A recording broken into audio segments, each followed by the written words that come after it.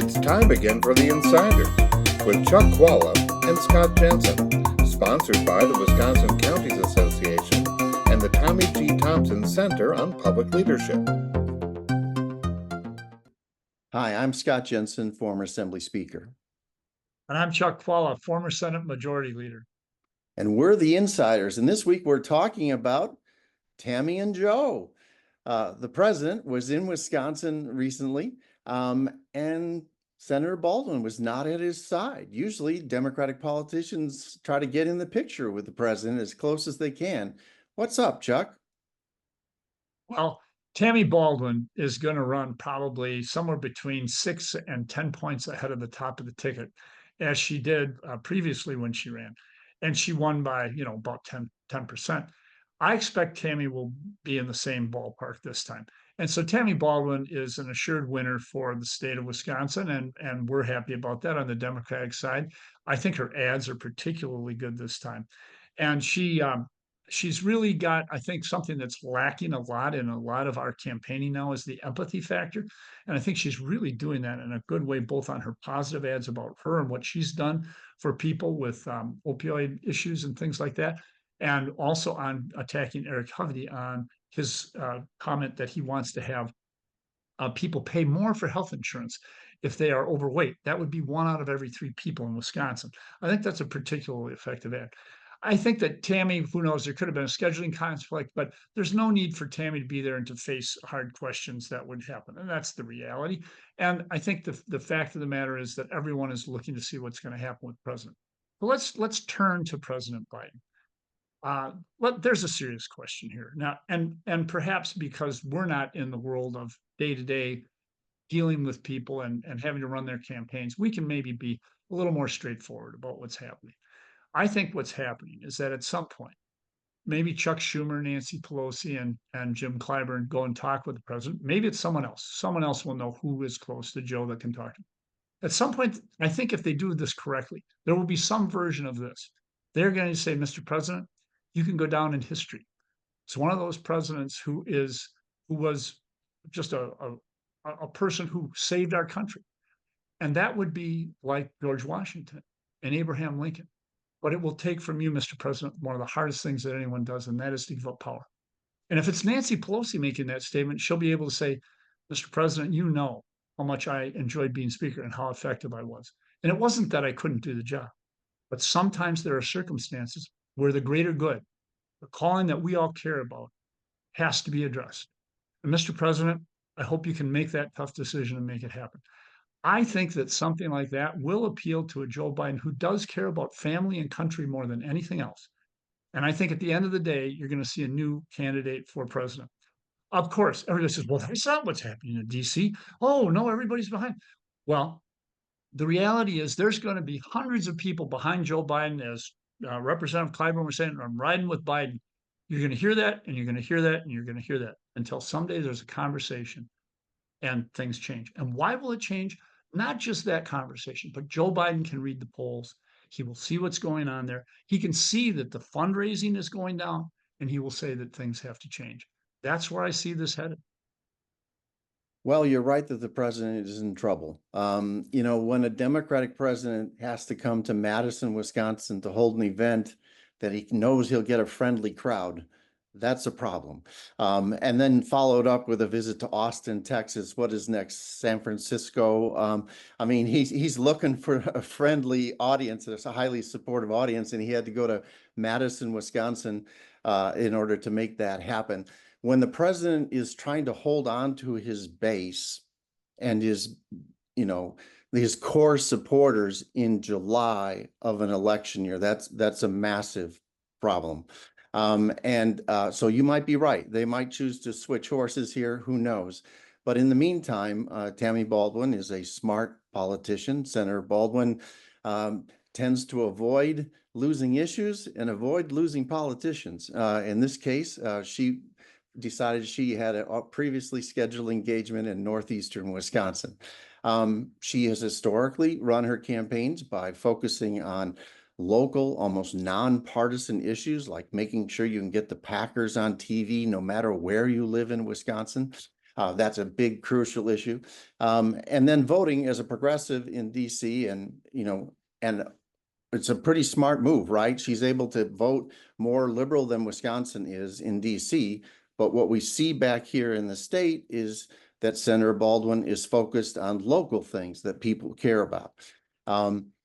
Smart tactical politics on her part. The one thing that can undo that, of course, is sufficient money to tell the rest of the story. And so that's why I think Hovde was recruited by people to run for the United States Senate. He has been able to go toe-to-toe with Senator Baldwin with regards to funding so far. The race is relatively close, depending upon which poll you take a look at. For him, he needs to stay in competition in this race. So when the final big decisions are made by folks around the country about which Senate races Republicans might be able to pick up, he needs to stay neck and neck with her until they make those decisions. And then he'll have the resources to tell the rest of that story. Because otherwise it's going to go the way it has gone in the past, as you said, where Tammy does better than the rest of the Democratic ticket, because she has been able to reach out to people in almost a nonpartisan way. You said in a sympathetic, empathetic way to people, and not seem to be caught up in the partisan politics of Washington, even though she's an active participant. Well, I think that Tammy, Scott makes a lot of good points, but I think Tammy bringing down the cost of insulin and the cost of inhalers is something that is nonpartisan, and I think that that will resonate with people. Well, let's take a step back here. I hope that the people of this country, and in particular of our state, we are a swing state, will recognize that here's what's going on. The Republican Party is behind a man who threatens our democracy and our republic. Ben Franklin said, "You have a republic if you can retain it." We are in danger of losing that with Donald Trump. And even a lot of Republicans, people like Liz Cheney, even say that. Read her book, buy her book. She deserves to have that book bought, even by you Democrats. Yes, she does. But here's the thing, the Democrats are saying, we may have a problem with our candidate, and we are having a big internal fight about this to determine whether or not Joe Biden should be the president or should be the presidential candidate. Which party do you want for the future of democracy? Democracy, where people get to decide who their leader will be. A party that suffers no objection except for the MAGA people, they're the only ones who will be considered, or a party that says, if this isn't going to work, we need somebody else who can lead us. And that's the discussion that the Democrats are having right now. The Republicans have no discussion. You know where you get no discussion? Russia. You know where else you get no discussion? China. You know where else you get no discussion? North Korea. Think about it, folks, as you're thinking about this election. So I'm convinced that the longer it takes the Democrats to resolve this issue with President Biden, the longer they spend time trying to go figure out, is Joe up to the task? And the more stories that you see day after day questioning it, and the more celebrities who jump in to influence this important conversation, all of that keeps the limelight off of Trump, which is actually helpful to President Trump when the limelight is all on Joe Biden and his problems. And over time, what is going to happen is that will bleed down the rest of the ticket if they can't resolve that question anytime soon. If they take all the way to that convention, they're going to be behind by a significant degree. Right now, President Trump is leading in 4 of the 6 swing states.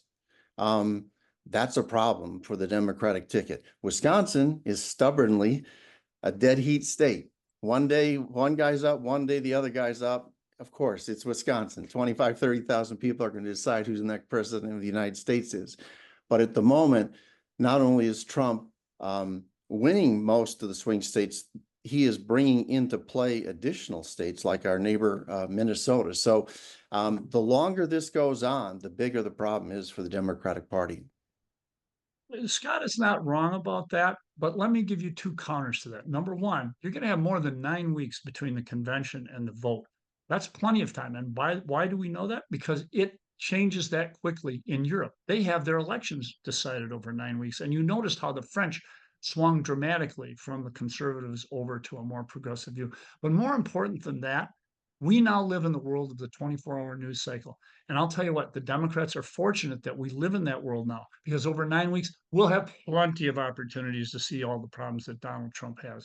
So even if we have a new person that has to be promoted with probably 300 to 400 million, maybe even more than $500 million spent, I think the public can be educated about the new Democratic candidate. And they already know enough about Donald Trump to know that they aren't going to want him. The double haters will turn into single haters. And of course, let me be honest, I'm an optimist, but I think this has the potential to turn the wrong way on Donald Trump and the Republicans very quickly. Well, I think we can agree on one thing. Everybody should buckle up because this is going to be one hell of a ride all the way home. It is. We'll see you next time. You've been listening to The Insiders with Chuck Chvala and Scott Jensen, sponsored by the Wisconsin Counties Association and the Tommy G. Thompson Center on Public Leadership.